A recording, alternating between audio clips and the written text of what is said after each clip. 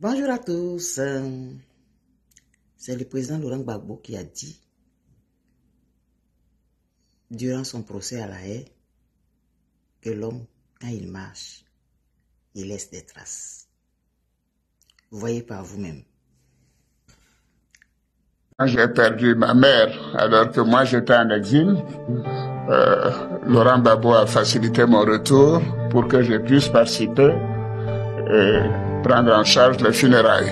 Donc c'est quelque chose que je ne peux pas oublier. Il a appelé son ami Sangaré. Ma mère vient de partir. J'ai fait une demande pour rentrer. Ouattara refuse. Je crois deux fois, il a fait la demande. C'était non. Il dit, bon, écoute Sangaré, occupe-toi des obsèques de ma mère.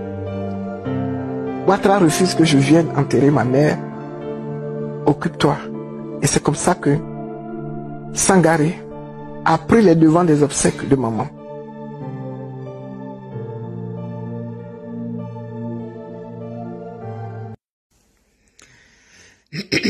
Vous avez suivi, hein?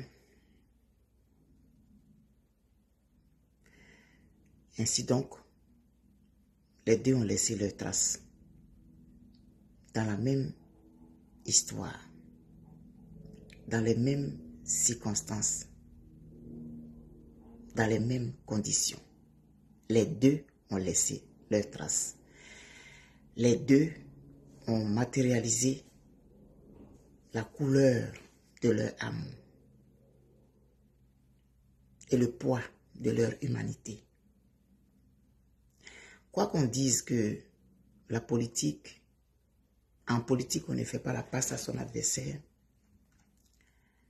c'est vrai, sûrement. Mais la politique, elle est faite par des humains. Il faudrait qu'on fasse l'effort de garder notre humanité à une moindre mesure, quand même. Vous avez suivi cette courte vidéo. Ça se passait pendant que le président Laurent Gbagbo était à La Haye. Ses avocats avaient demandé une permission pour qu'il aille s'occuper des obsèques de sa mère et puis revenir.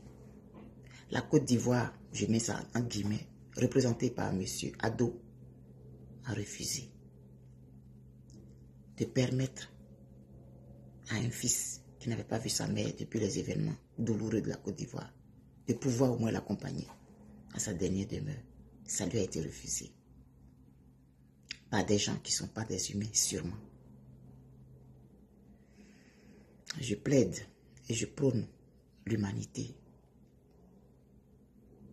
Faisons un effort pour rester humains, pour garder des traces d'humanité en nous. Même si nous sommes les plus grands politiciens du monde, gardons en nous des traces, des relents d'humanité.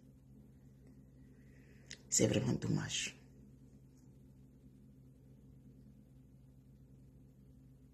Et je fais, bah, ça fait vomir.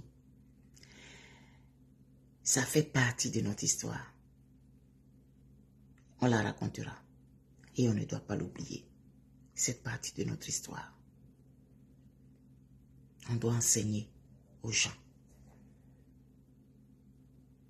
à rester humains. Peu importe leurs occupations, peu importe leur poste, peu importe ce qu'ils deviennent. Restons humains. Parce que nous sommes avant tout des humains. Nous sommes aujourd'hui le 30 avril 2025. Et moi, je suis humaine. Et je veux le rester, malgré tout ce que je vois se passer. Surtout dans notre politique en Côte d'Ivoire. Restons humains. Bisous. Bye bye.